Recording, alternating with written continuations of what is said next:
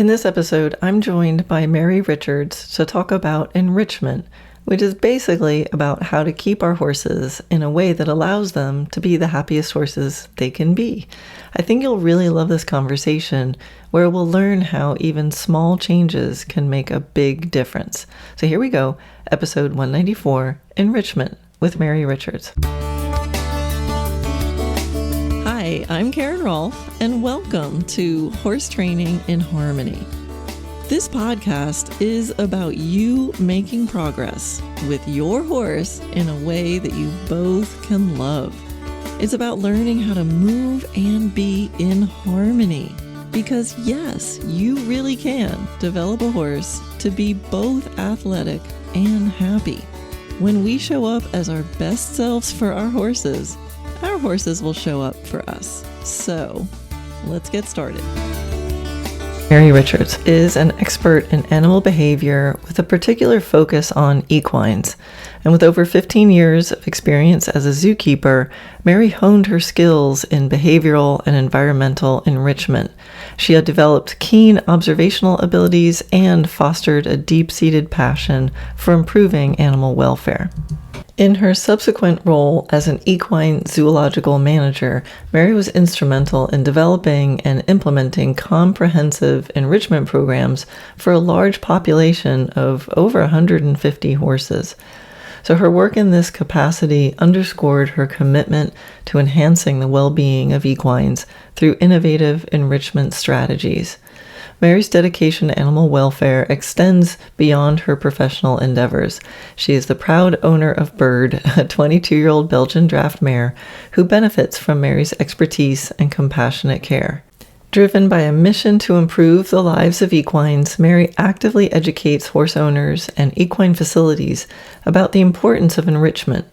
Her goal is to create a better world for horses through knowledge sharing and advocacy. Mary drove up from where she lives near Orlando to visit me in the Temenos and have a conversation. So let's just get right to it. Mary, thank you so much for coming up to visit and to be on the podcast. It's great. Thank you for having me. Yay. So I really love the idea of talking about enrichment because it's so important. And it's kind of on the other end of the spectrum from horse training, right? So in training, it's always like, what can I get my horse to do for me? Mm-hmm. And enrichment feels like it's all about what can we do for them. Sure, yeah, absolutely. So we have so much to talk about, but before we get into equine enrichment, I would love to hear a little more about how you got into being a zookeeper. Sure, and, and what animals you've worked with and when it shifted to equines. Sure. So I went to University of South Carolina, and I have a degree in psychology with a minor in biology. And I really was interested in ethology, which is the science of animal behavior. So when I graduated, I wanted to go to grad school and study animal behavior. But what happened was I went to my career counselor, and they said, well, you really should consider doing some intern work or some volunteer work to get into grad school. So I went to the career counselor job board, as it was back in the days, no online back then, and there was a posting for an aquarist intern or volunteer at the aquarium, the local aquarium at the zoo. And I went to the zoo, and I got the volunteer position, and I did that for several months. And right after that, I was hired in the reptile house and on the farm at the zoo. And I absolutely fell in love and never got to grad school. So that was my first paid, those were my first paid positions. And then I immediately, right after that, they hired me full-time as a mammal keeper. And I worked with giraffes, zebras, black rhinos, ostriches, which are interesting, to say the least, and some howler monkeys, black howler monkeys. And I did that for a couple of years, and then they shifted me to another department, which was lions and tigers, yes, spectacled bears and polar bears. Yes, exactly.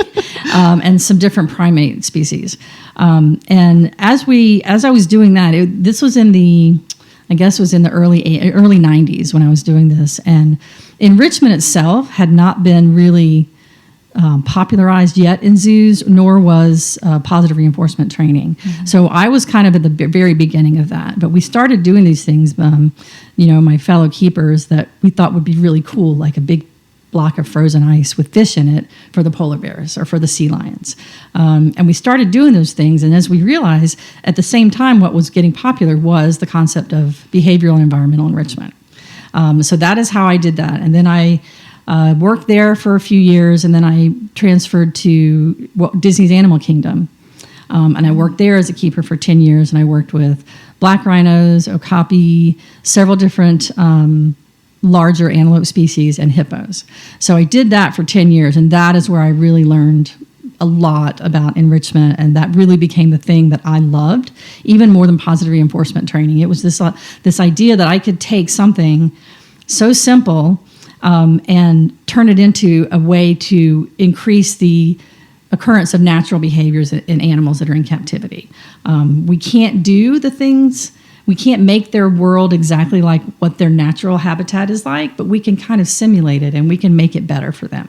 Yeah. And so we learned that. I spent a lot of time developing and learning and presenting these different types of enrichment, and I just fell in love with it, and that was sort of my thing. That's so cool, because when I remember when I was a kid, what do you want to be when you grow up? And zookeeper was like, I just wanted to be with the animals. Oh, absolutely. So I said zookeeper. But then as I got a little bit older and I visited more zoos, I found that they just made me sad. They did. They made me sad, So I'm like, too. good for you, because you went in and actually changed something. Absolutely. And you don't really recognize, most people don't understand what they're seeing, which is fine. Not everybody gets it. They have their thing, I have mine. But you see the tigers pacing. That's a typical thing that people see.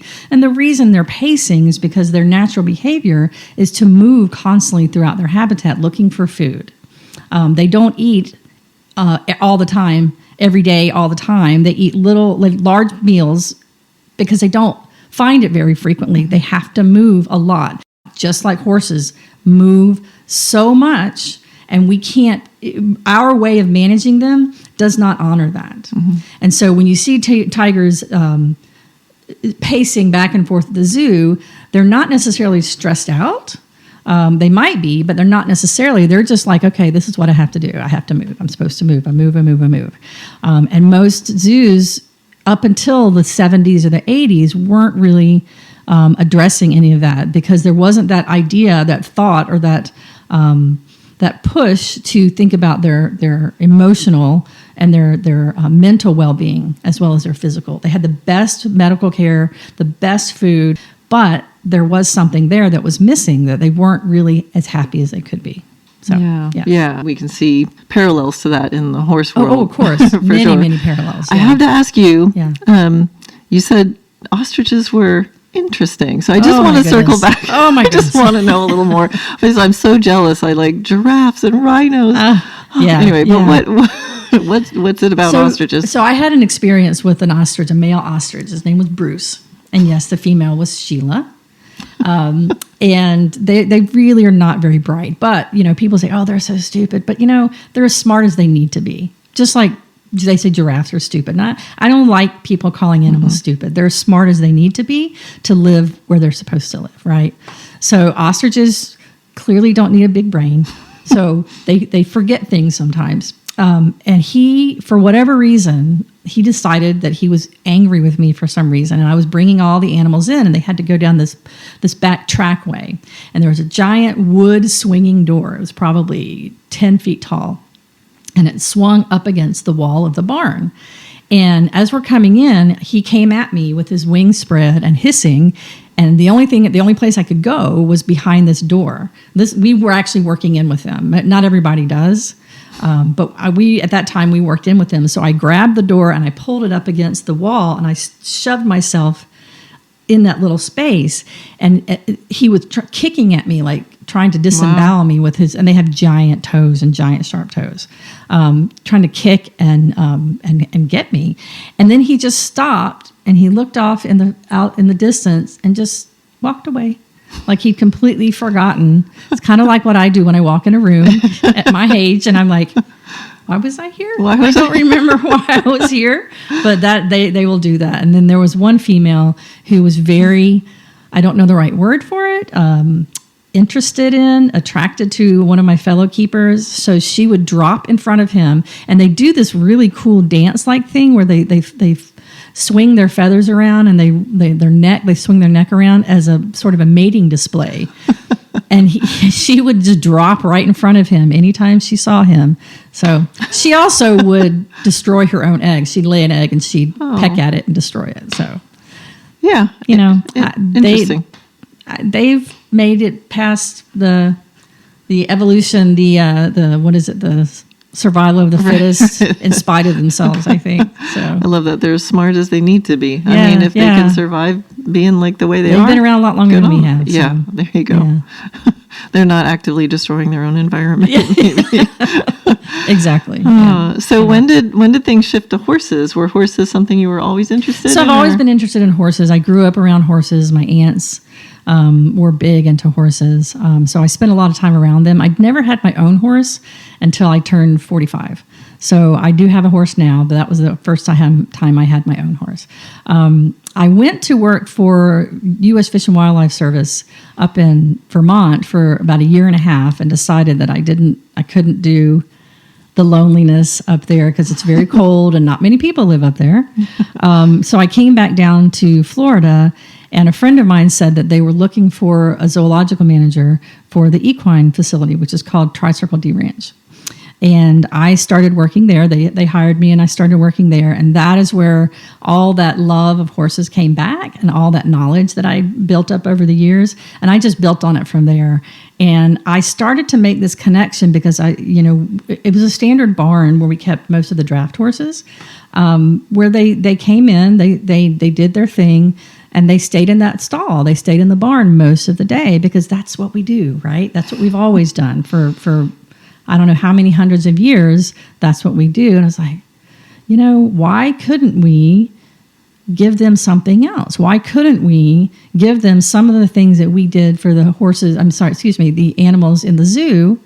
Why couldn't we apply that to horses? And that's where that all started. And I've been doing it ever since. That's so cool. It's amazing how that whole phrase of thinking outside the box. Yeah. Sometimes you need someone from outside the world Absolutely. To come in and go, why are you doing that? Yeah, absolutely. So, well, one of the things that I always confused me when I didn't think about it as when I was growing up, because I just grew up in that system, right? Is not letting horses talk to each other as you're walking down a barn aisle.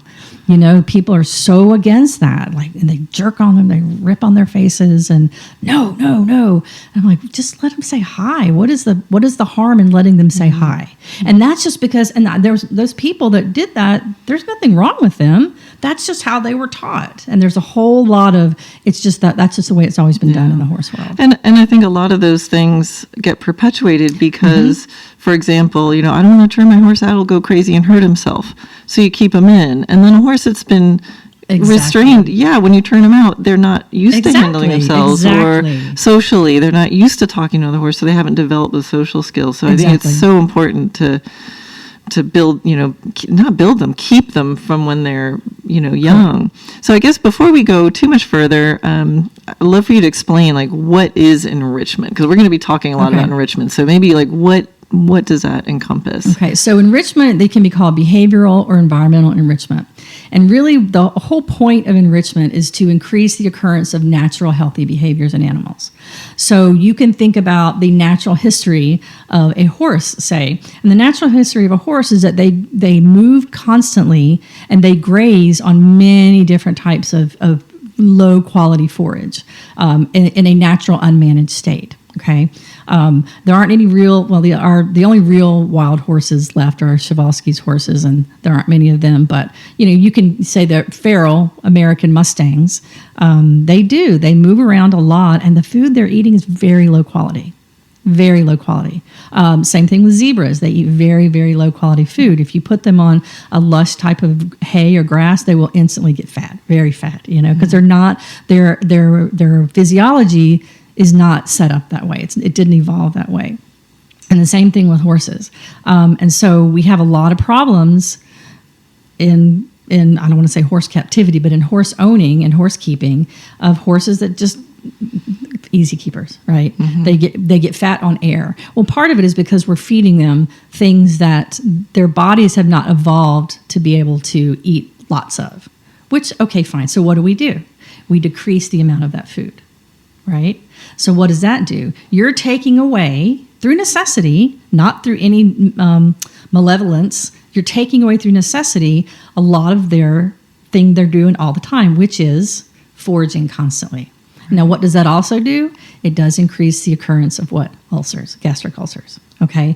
So if you can take the natural history of a horse and say, well, how can I increase that amount of foraging and foraging with different things over time, all day long, give them that opportunity. That's going to take away a lot of those things that we see as negative, like stall vices, right? So that's kind of the point of enrichment. And within enrichment, there are 5 major categories that are sort of recognized. There's social, cognitive, food type, nutrition type, sensory, and then physical. And we can get more into that later. But what we would do at Disney when I was working with the animals at Disney, the exotics, we would go into these enrichment planning sessions, and we'd start to identify and all these questions that we would answer about the particular species or the particular animal. And then we can start kind of tailoring what is going to be best in terms of their natural and healthy behavior to increase that for them. So that's sort of what enrichment. And the thing is, I think people have been doing enrichment for hundreds of years. We just didn't call it that until I think it was in the 70s. A guy named Hal Markowitz is sort of considered the father of enrichment, right? And so that they termed it this, and now we can kind of address it in terms of what it actually is. That's so cool. I mean, just to think of it as what does that individual species need? So it's really a returning, to their natural state or what they're absolutely born to do. What they're born to do. Like, you're not going to take a cat and say, "Oh, I bet this cat is going to love grass frozen in or strawberries frozen in a block of ice," right? Like, that makes no sense. It might be interesting for you or for a horse, but definitely not for a cat. You've got to take that natural history and work with that. Now, does that mean that some horses don't encounter rubber chickens in the wild? But there are some horses that love to play with rubber chickens, as we've seen online, right? So, yeah. A lot of the ways that we keep horses seems to be designed around the human convenience. Oh, of course. Let's put them all in a row. Let's feed them all at the same time. Let's feed them all the same things. Let's put them in square turnouts. Some of them don't really feel like turnouts, and just have one kind of grass. So I love the focus of what does the horse need because he's a horse, and then I always like to go, and what does this particular individual need? Right, absolutely. What does this individual horse like and dislike? So there's those different categories that you listed. Can we go a little bit into those different categories? Of course, yeah. So the first one is, and I think is almost the most important for horses, is social. I think that is one of the one things that we have kind of really gotten away from in our modern horse keeping, because for many different reasons. I don't want my horse to have injuries. I don't want them to have a little bite mark on their neck when I'm showing. And I get that. I totally get that. And it is more convenient to have, okay, I put my horse in this stall. I know exactly what they eat. I know exactly how much they're drinking. Nobody's going to mess with them. They have a nice, quiet place to sleep. But that's not really natural for a horse. And if we open up that natural box, then you will start to see, like, okay, well, they co-sleep. They like to sleep together, where one horse will sleep and the other will stay on guard, right? So you can have that with 2 horses. You can have it with 10 horses. And I know that in Europe and maybe some places in America are starting to go to that. They're opening up the taking down some of the walls in their barns and doing co-sleeping with their horses, which I think is phenomenal. And those horses, you see some of them awake and some of them asleep, because that's what they do in an unmanaged natural state.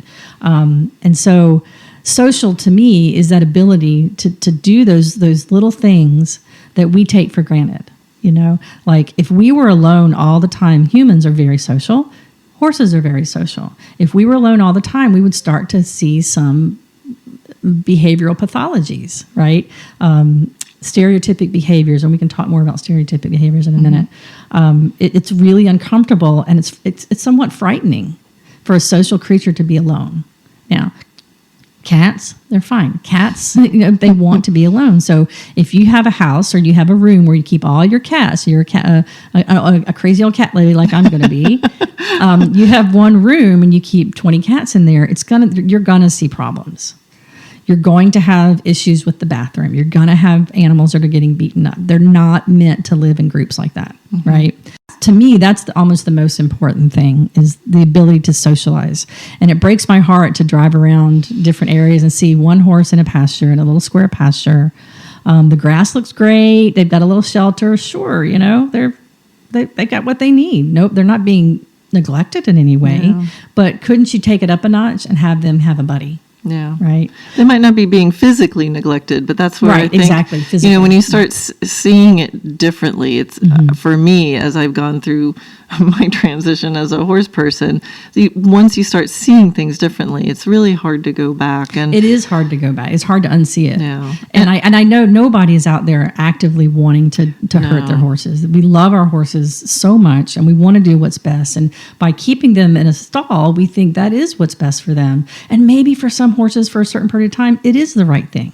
If a horse is recovering from surgery, or maybe a horse is about to foal, things like that, although there is some argument that maybe they should be foaling in a group, but I'm not going to touch that one. Yeah. So I don't want anybody to think that I'm saying, oh, you're doing everything wrong, because you're not. You just don't know. You haven't learned yet that maybe there's a different way that might work better for your horse. Yeah, and a lot of times we're not working with clean slates. Someone gets a horse, it's 10 years old, and I've had a few horses that come here in their midlife, and they cannot handle being turned out right away. Right. They get scared if they're out of their stall for more than a half hour. So there's a process to it. And there's a lot of tradition. And like you said, most people want to do things right. So they do what everybody else is doing. Mm-hmm. And I think some of the problems that come up when you socially isolate a horse, they don't happen immediately. Like if you turn your horse out and it runs around and it's freaking out and it hurts himself or gets bitten, you're like,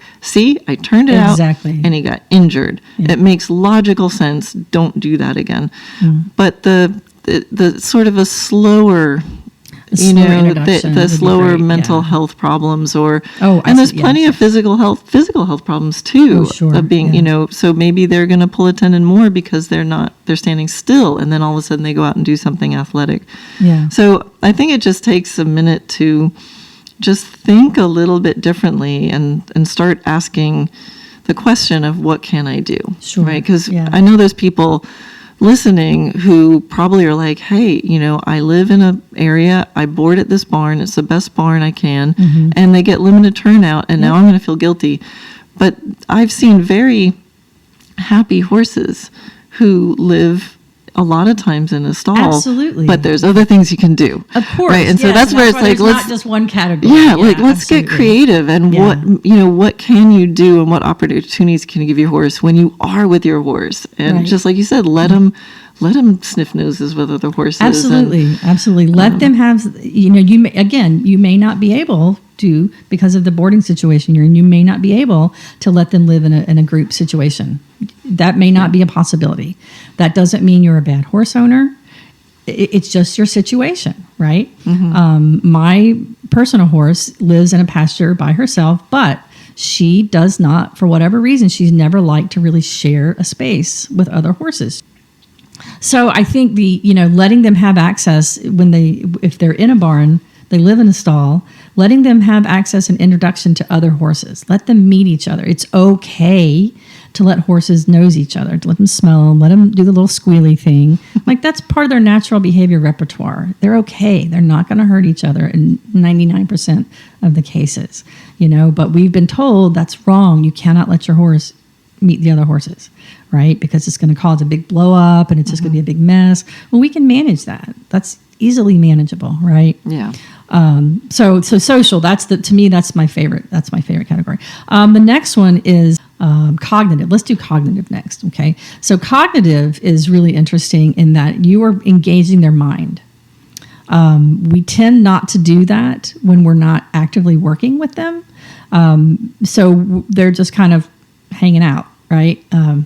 But this is where positive reinforcement training is really cool. It really goes hand in hand with enrichment because, you and I were talking earlier about your horse that had colic surgery and was on stall rest, and you went in there for a long time and you did lots of little tricks with him and, little cognitive things and positive reinforcement training. And most of them really enjoy it. It does engage their mind, and to see them figure things out, it's hugely enriching for them, because they've learned something new. And another thing that cognitive, and really enrichment in general, but cognitive especially, I believe it makes horses more resilient. There's a lot of horses that don't get to experience much. They are very in their box, not literally, but I guess literally and figuratively. Yeah. And they come out and they are not allowed to really experience the world. If you let them experience the world, that is also cognitive, and it does build resilience. So you have a horse that explodes at the sight of a yellow rain jacket. Well, play a game with a yellow rain jacket. Make that something that they see and they're like, oh, I know what that is. That's totally fine. And I don't think people really appreciate how much resilience really is built into enrichment. I love that. And something that I've been really focusing on and that I've noticed, like in the last 4 years, a horse came to me who was troubled and lived in a stall. Yeah. And this idea that to give horses the freedom to make choices. Exactly. And if I think about it, like this horse that came to me, he lived in a stall. He went from the stall to the arena, from the arena to the stall. Yeah. And he was led probably with a chain over his nose. Oh, sure. So it's like, wow, like he has, the only choices he has are like, which way am I going to face in the stall? And so when I started introducing him to having access outside the stall, he was nervous. And so I would open the back door of the stall and he had a small paddock in the back of the barn. And I'd watch him go out and then he's like, I have to be back in, and then out and in. And then pretty soon he's like, I'm going to go to the other end of the paddock. And I sat there and watched him. I'm like, he's never had that many choices to make. And it can be overwhelming. It can be overwhelming. It can be very overwhelming for them. But it was so cool to watch him suddenly be like, I'm going to go over there, and he's like, run back. And so I give my horses a lot of freedom because I find it really interesting to see what they want to do. And horses that are like nervous in the cross ties, first thing I'll do is unhook them and let them loose, and chances are they will turn around and go look at all the stuff that's on the wall behind them because they just want to know. They just want to know, and then they turn around. They're like, okay, I'm fine. But absolutely. I think that's one of my messages. Everybody listening is like, think about how many choices your horses get to make, and can you give them opportunities to make more? Of course. And kind of back to the stalls, I was telling you earlier, like when I work with my horses, it's like a barn party. They are all free to come in and out of the barn, and they're loose, and I love seeing that they like to hang out in the barn. And we have a couple stalls in the barn, and we call them their special places. And some of my horses beg to go in the stall. Oh, of course. And spend, and it's like their quiet time because they're out together all the time. They're like, I just want my little quiet time. I need a break. Yeah. So it's like, wow, that's really cool. But they're not.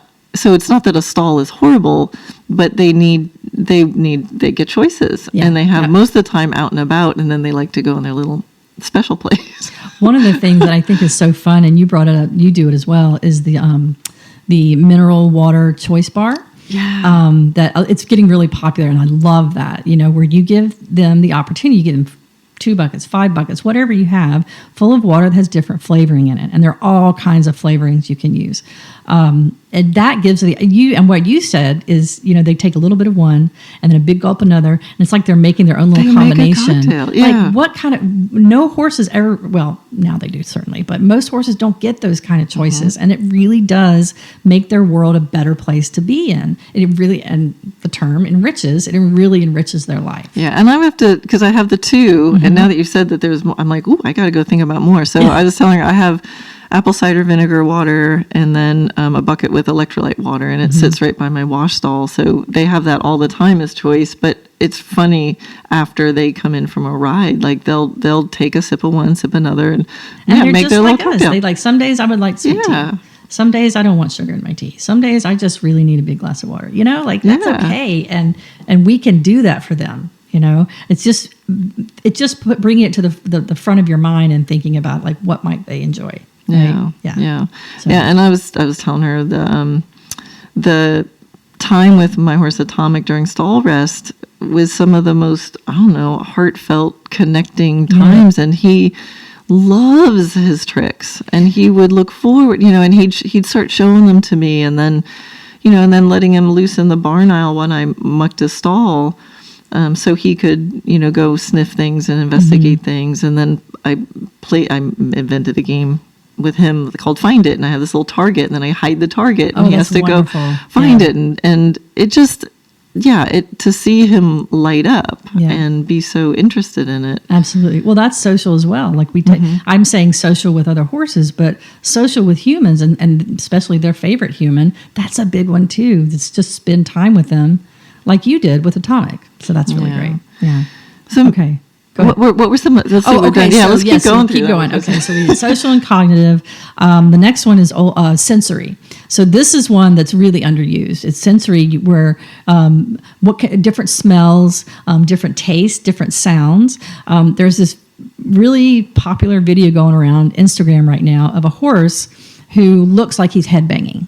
The girl plays really heavy dark metal, and he looks like he's headbanging. My personal thought is that it was a captured behavior, because a lot of horses will bob their heads in anticipation, right? Like if it's feeding time, and that's a superstitious behavior. It becomes like, oh, I have to bob my head when it's feeding time, or I won't get fed. They've connected the dots. They connected they think, the two. yeah. So I think they thought it.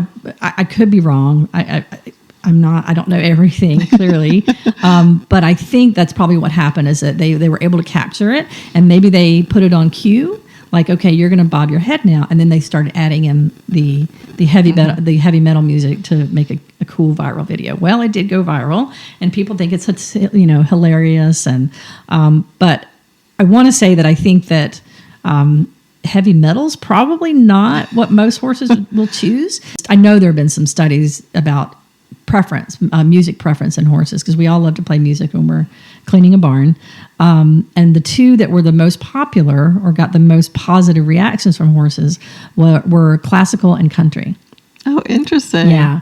So I know not everybody listens to country. You're classical, but try it and just see. Look at some of the positive behaviors you might see.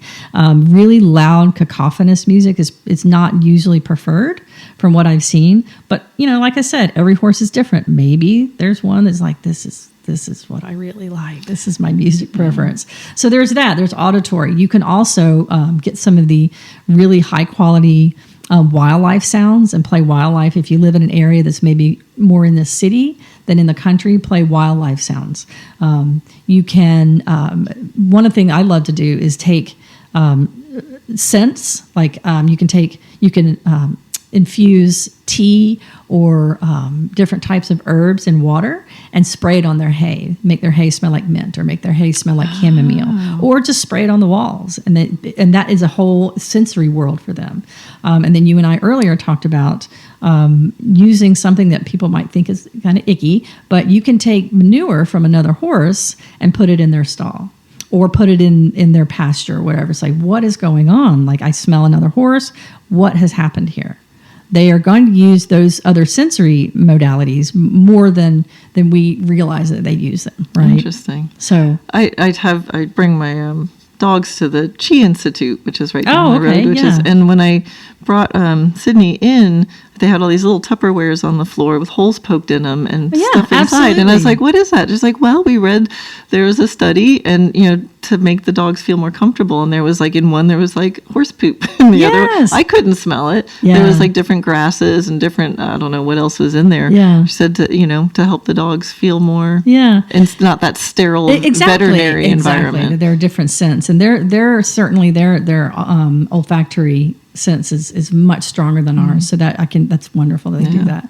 We did something interesting, a little story. We when I was working with the lions and tigers, we would get zebra manure and put it on their exhibit. We'd get it cleared by the vet first, and we'd put it on their exhibit, and they loved it. Wow. They absolutely loved it. They would roll in it like dogs do, and they would do the little phlegm face with their little lip up in the air, because it's something they didn't normally get to ever experience, but probably deep in their brain, that instinctual attraction to that smell, because that's a primary prey animal, right?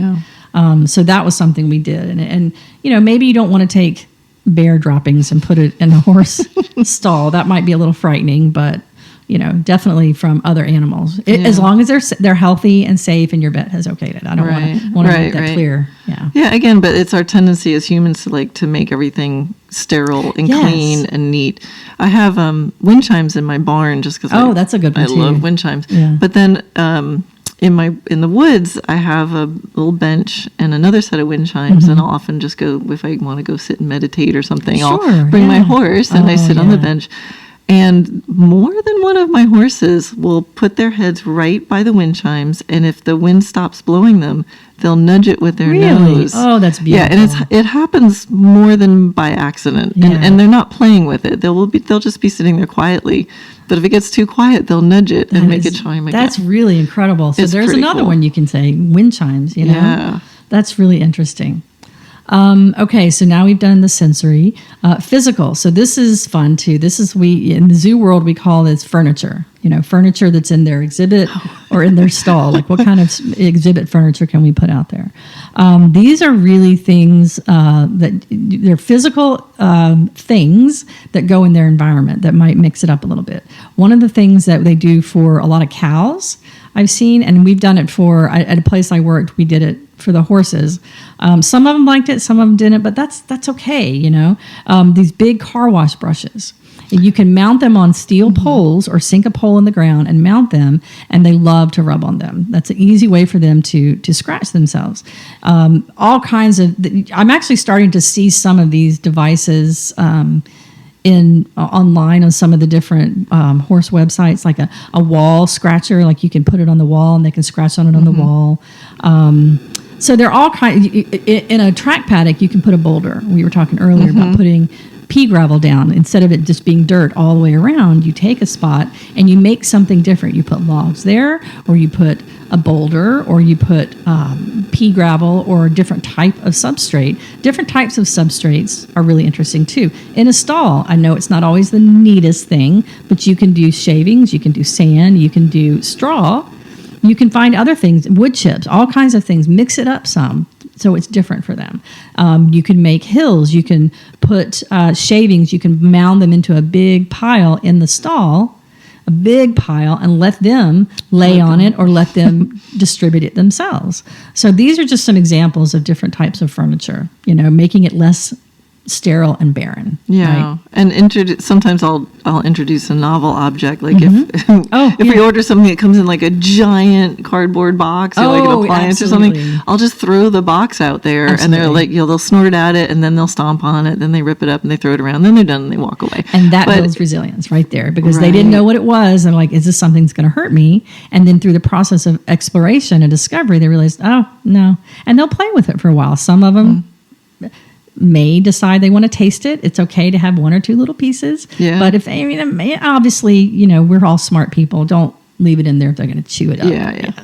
But that leads me into the food, the nutrition category, which most people consider. That's the thing most people go to, I think. It's either the toys, like the Jolly Ball, or the Lix-It, which in my mind need to not be so popular. Okay. And I'll tell you why in a minute, because they're not being used correctly. But it's food. And when I say food, it can be food placement. You can hide food. You can put it in a box, like mix little bits of apple in straw or hay in a box, close up the box, and they have to find it. They smell it. They know it's there. Like, where is it? I can't find it. That's a really popular one with a lot of zoo animals. Oh, fun. So cardboard boxes, you're right on the right path there. Yeah. Different types of presentation, things you can have. I've seen like Lix-It board, not Lix-It board, they call it something different. But basically, it's a board that you can spread pastes on. You can make little pastes of different fruits, or maybe a little bit of molasses mixed with something, and you paste it and you can put it on the wall so they're eating from the wall itself. Or hay nets, right? Hay nets. Slow feeders, like I have, oh gosh, what's the name of that? It's the slow feeder, portagrazer. I love the portagrazer. Really good because it slows them down, but it's a different way of presenting the hay. Maybe some days put it on the floor. Some days put it in the back corner. Some days put it outside where they have to reach around to grab it, things like that. Yeah. Food placement.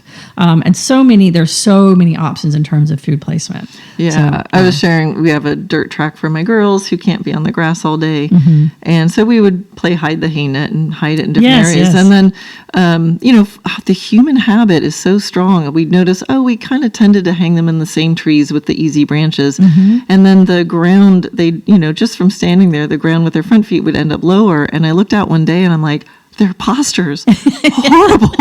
All their butts are in there. So we put some dirt in and varied it even more. And I was like, God, the human habit is so strong. So we did another round of getting more creative. And sometimes I put the hay net way up higher to mimic the browsing in the trees, or absolutely. Way down lower, or, again, like you said, they have to reach over something to stretch their necks to get it. And the variety, I think, is so There's so key. Much variety. And it's only limited by your imagination, right? And you talked about browsing. So browsing is another thing. Horses are natural grazers, which means they eat from the ground, but they will occasionally browse from trees. So one of the things I've done in the barns where I've worked is I've gone and I found like in the zoo world we call it browse. It's just limbs of trees that have leaves on them. But I'll go find some, and you can use baling twine. You can hang it up however you want. You can thread it through the slats in the stall. You can lay it on the ground out in the pasture. Different types of browse, and they love that. They absolutely love it. Now, I do want to say, be very careful what type of browse you're using, because especially in the South, oak, we want to stay away from oak and maple, right? But there are plenty of resources online to tell you what's acceptable, what's not acceptable for your horse. It's getting way more popular than it was before. So I don't, and as long as you know what you're doing and you understand what that browse is, it's a really great option because it's so different from what they normally eat. And it's good for them.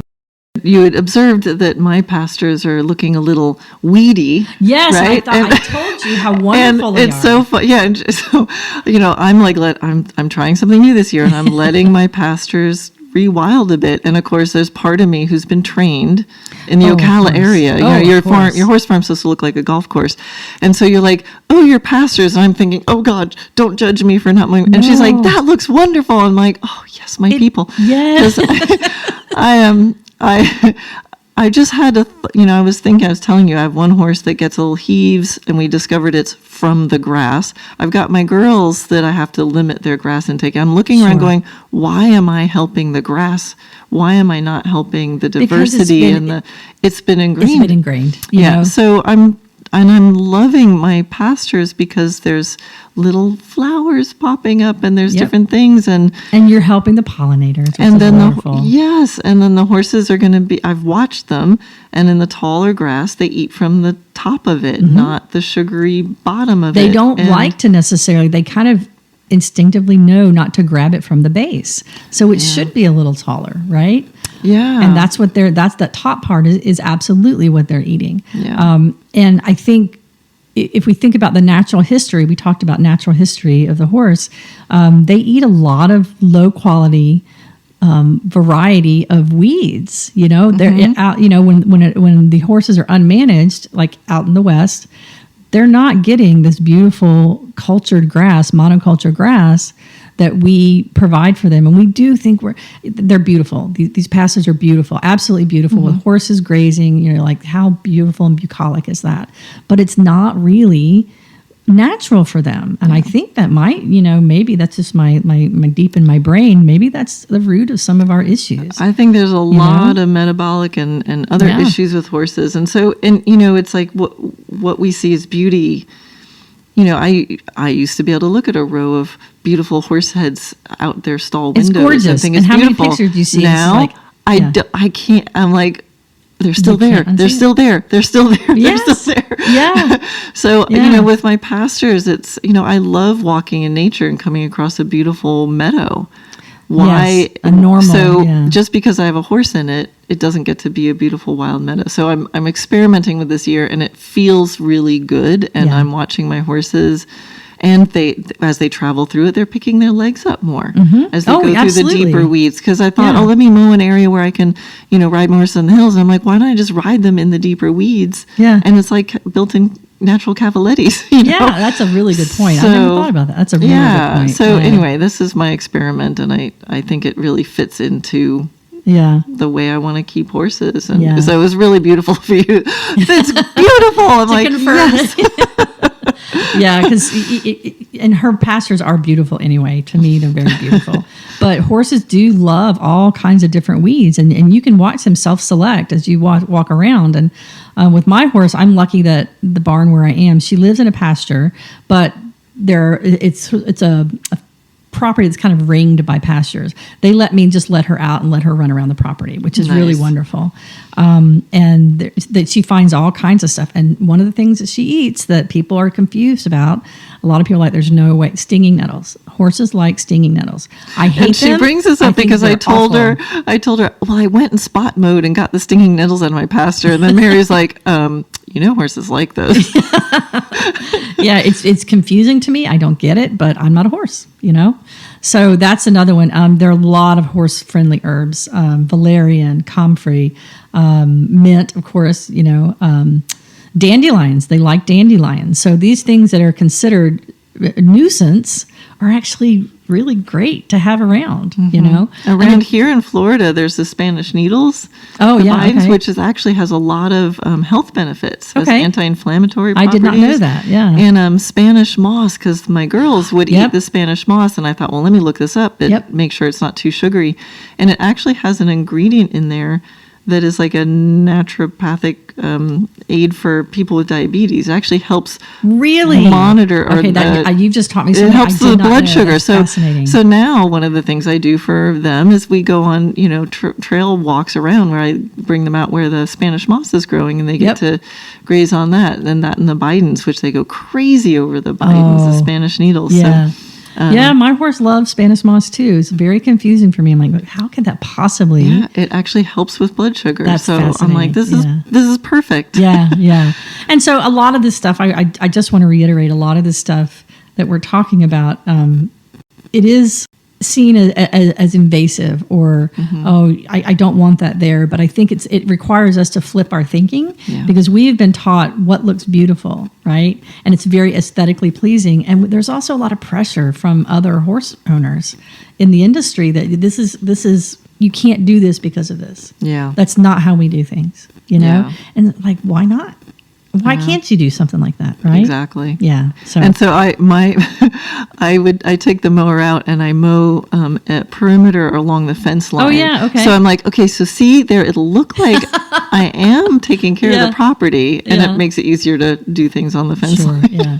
Yeah. One other thing that is a simple thing that I've noticed with my herd, because I have like these three main turnout areas, and then the area in between the turnout area is a turnout area.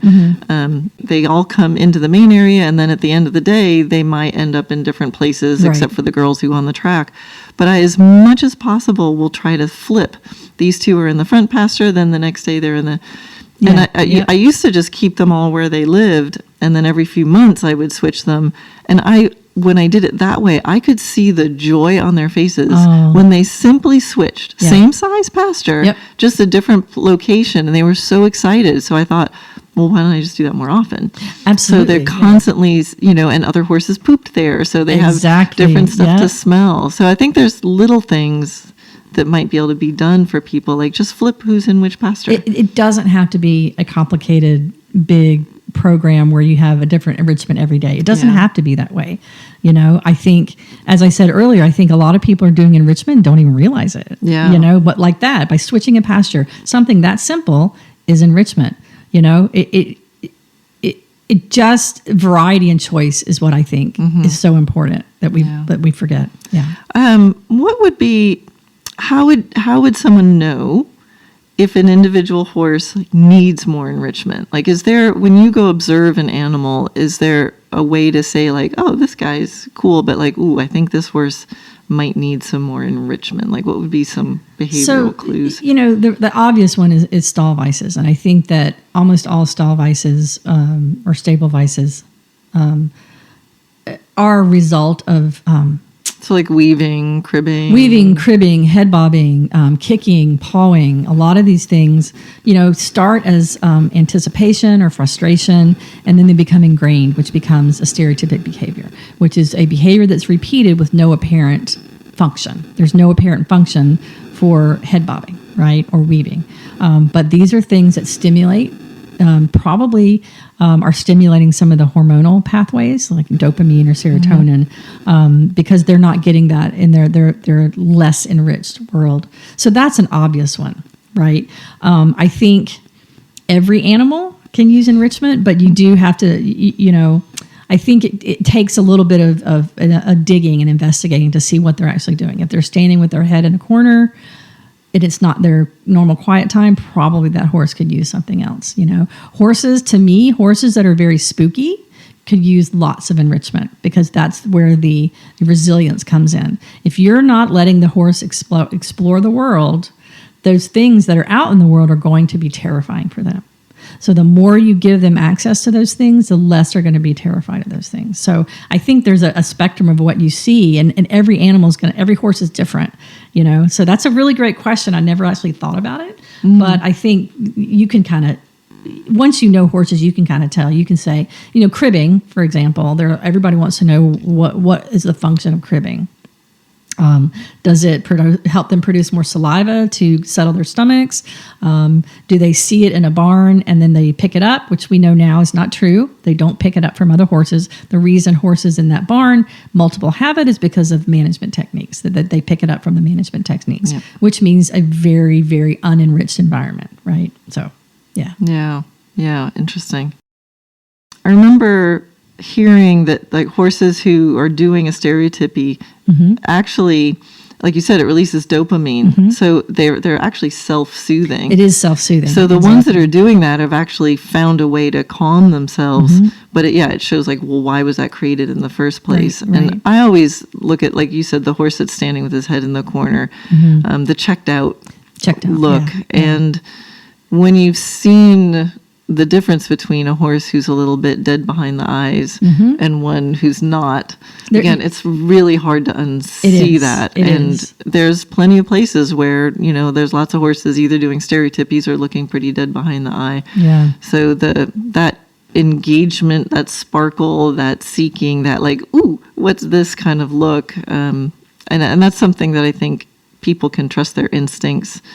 Absolutely. It's a very energetic connection, and if you see that, and again, not to just be glad that you're seeing it and ask the question, what could I do better, what else could I do to make this horse just a little bit happier.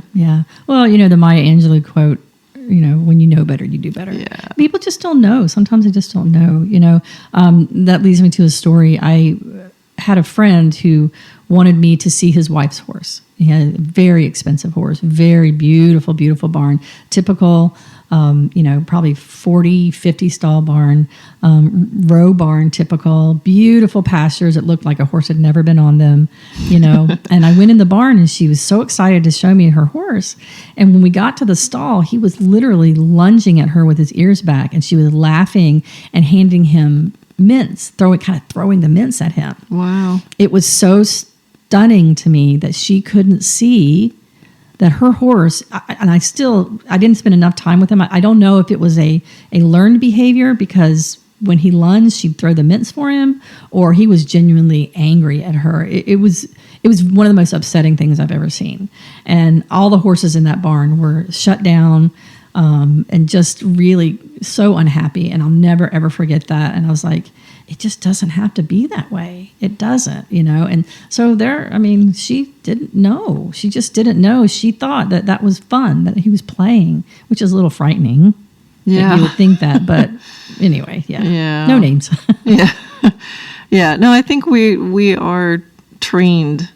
The natural instinct is trained out of us sometimes. And this is where sometimes horse people, or people who've grown up in a very traditional way of keeping horses, you get numb to it, and then somebody from the outside comes in who doesn't even know horses and would probably look at that horse and go, geez, that horse looks angry. What's wrong with that horse?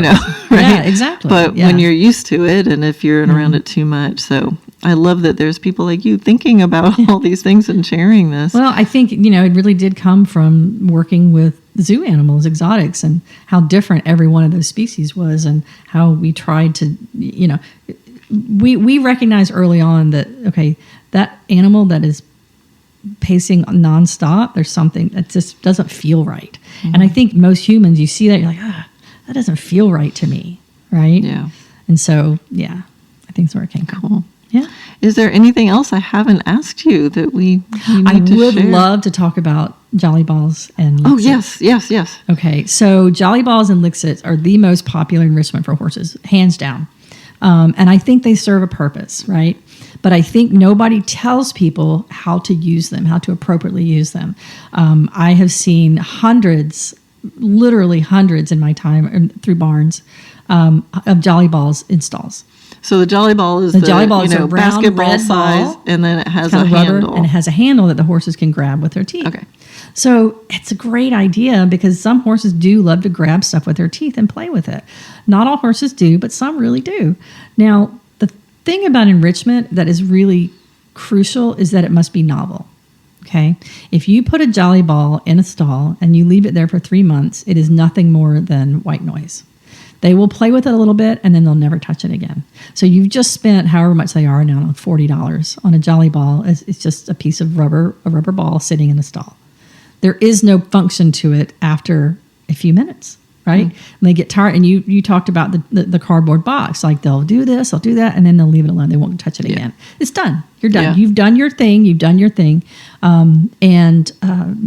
you take the jolly ball out for a month or for a week and put it back? Sure, why not? Can you use it for other things? Yeah, you can smear like peanut butter or something on it and use it for something else. But putting a jolly ball in a stall and leaving it there for a month is not enrichment. You cannot say, I have given my horse enrichment, because it's just not functioning that way anymore. Lixits are a little different because you can change out the roller, the flavored roller that goes in it, but that's basically the same thing. That's now become part of their diet, right? And so I want to make sure people don't mistake the full richness of enrichment by buying just a jolly ball. You don't have to. Enrichment can be so inexpensive. Like you said, you can just switch a pasture. That costs nothing, right? You don't have to go and say, I spent $100 on this horse toy and then say, I did a good job. Don't feel like you have to do that. Learn what your horse likes, what your horse doesn't like. My horse does not like carrots. Why would I continue to give her carrots, right?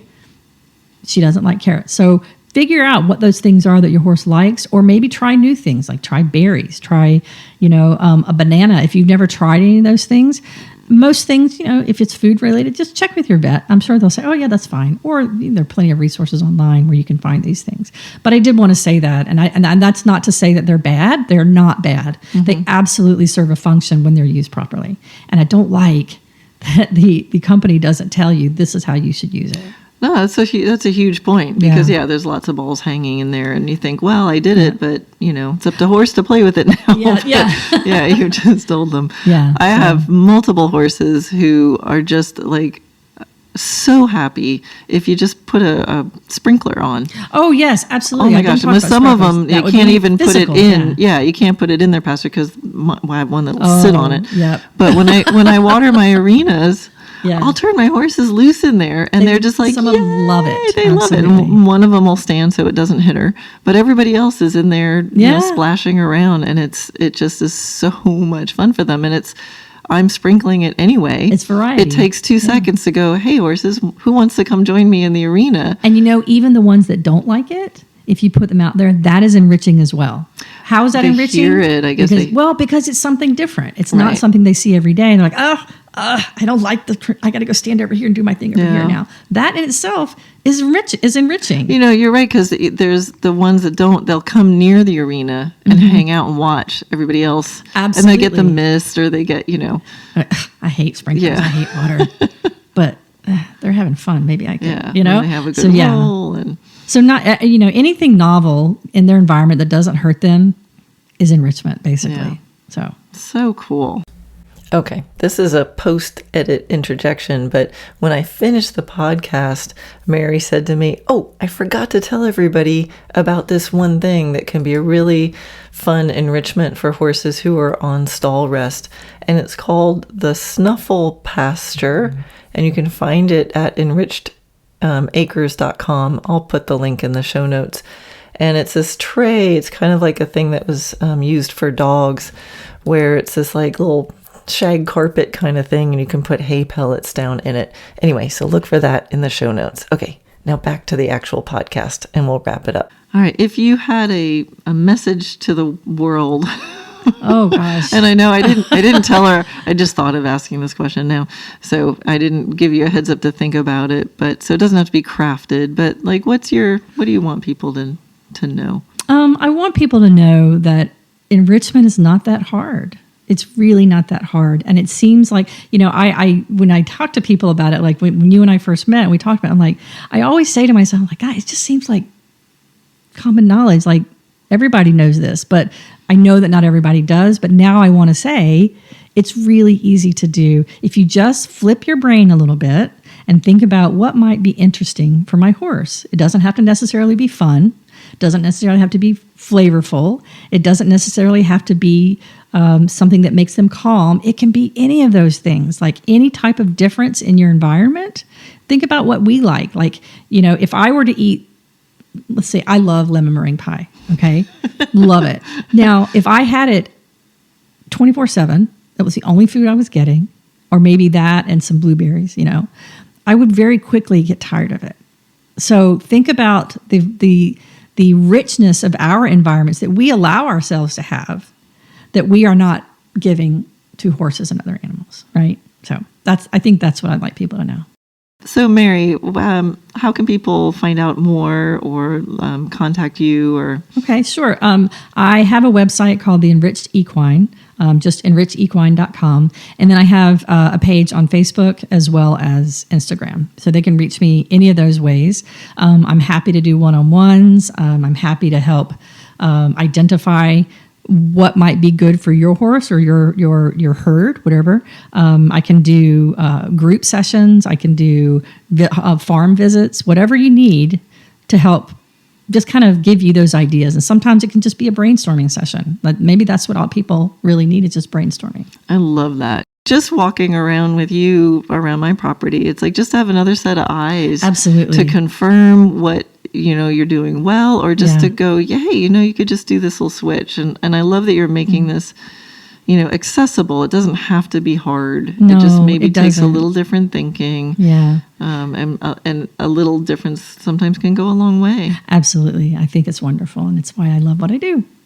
Thank you. Thank you so much. Gosh, I just bumped into you, accidentally met you at a party at a mutual friend's, and I'm like, ooh, Yes. come on my podcast. So thank you so much for taking this time. And thank you for having me. I really do appreciate it.